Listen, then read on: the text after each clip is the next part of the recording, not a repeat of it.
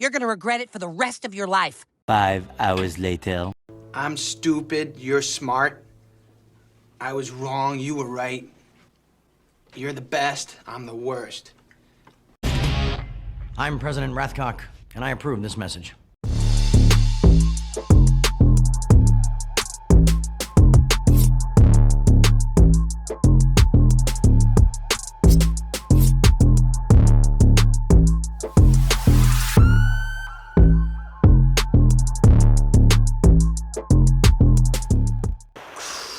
This is good shit.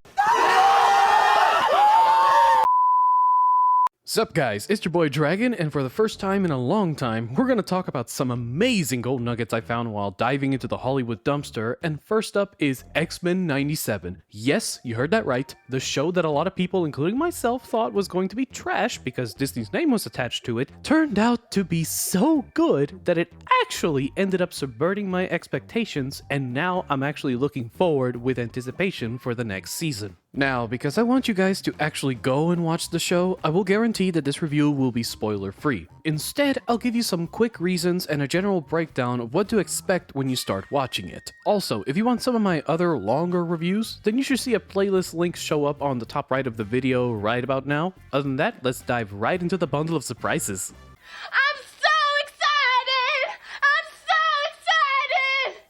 So in terms of getting y'all up to speed, the plot kicks in a year after the end of the original 90s X-Men 97 show, which ended in 1996, and in short, the X-Men are just trying to deal with the unfortunate loss of Charles Xavier, the aftermath of their conflict against Magneto's violent mutant movement against humans, which was later stopped by Xavier after convincing Magneto to not do it in the last show, and just in general trying to adapt as protectors to a world without the Professor, where the human-mutant tensions are at an all-time high. Now, the show does showcase all these new situations, alliances, villains, plot twist, and refreshing character building throughout the episodes in a panoramic plot view perspective similar to how Rings of Power did it.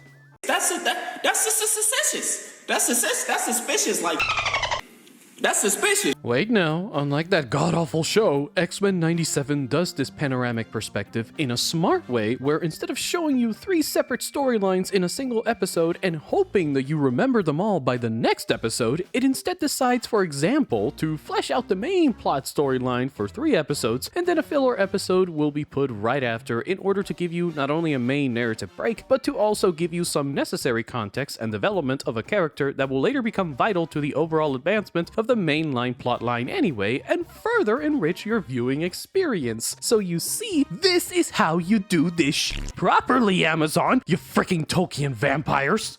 Pardon me, lost my composure there for a moment.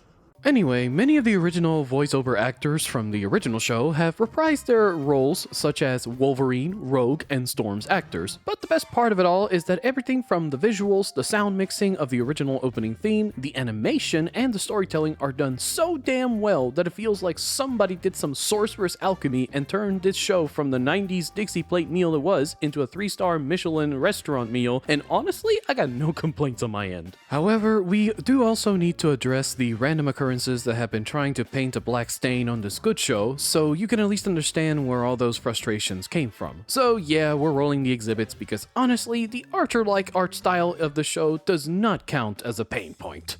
Exhibit A.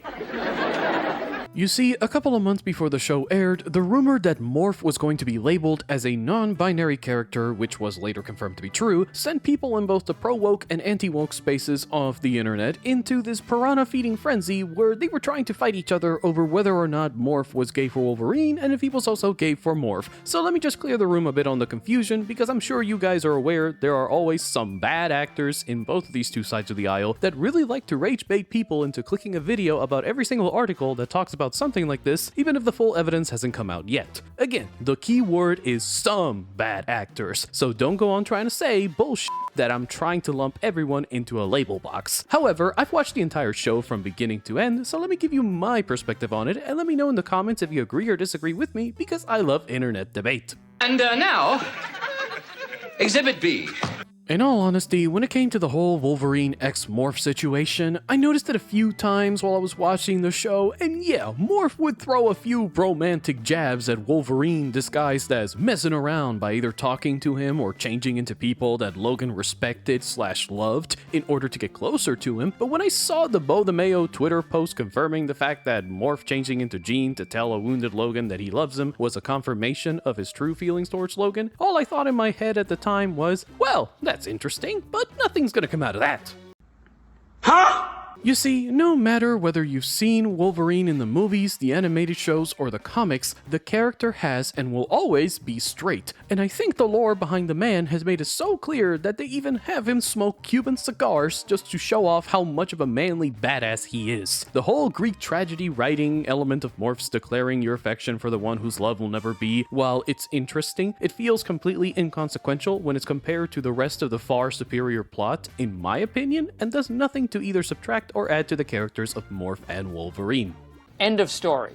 Furthermore, I want to quickly talk about the whole has the X-Men franchise been woke or not all along question, and the only thing I can say about it is that people like to always put a label on something so that it benefits their side in a more favorable light, but when it comes to the X-Men, my opinion is somewhere in the middle. In terms of the main theme of the franchise, my thoughts have always been that its whole thematic purpose was to portray in a cool manner with superheroes the ugly truth behind human nature, which is that depending on the current environment, the targets of humanity's fear and hate will always change depending on which one is the most disruptive. The best part is that you can see this happening progressively within the show in multiple instances, such as for example when Magneto was persecuted by the Nazis during World War II because of his Jewish heritage, then after overcoming that he had to hide his true nature as a mutant in order to survive in a world that hated him, but then when most of the world fervently rejected mutants out of a fear of the other, he himself eventually chooses to implement that same fear and hate tactic into dismantling the old world because that is the only way he saw mutants could survive their mutual destruction after Charles Xavier's initial peace methods failed. Now on the other hand, you have the X-Men who chose to stand against not only the world, but also against the bad actors amongst their own people and dangerous world-ending villains to boot in order to create Professor X's vision of a world where compassion and understanding for your fellow man overcame the fear and hate that constantly infects the human psyche.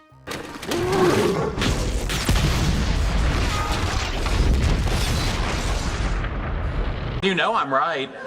In other words, the message of the X-Men franchise for me has always been, it is easier to become a victim and curse the world for all of your misfortunes as an excuse for your hatred to destroy everything around you. But it is a harder road to reject these feelings and rise above them to become something more that will inspire others around you to not commit the mistakes of the past. We are all fallible beings, we all share the same planet, and our path ahead lies in unity, not strife. If you ever forget, then remember the X-Men.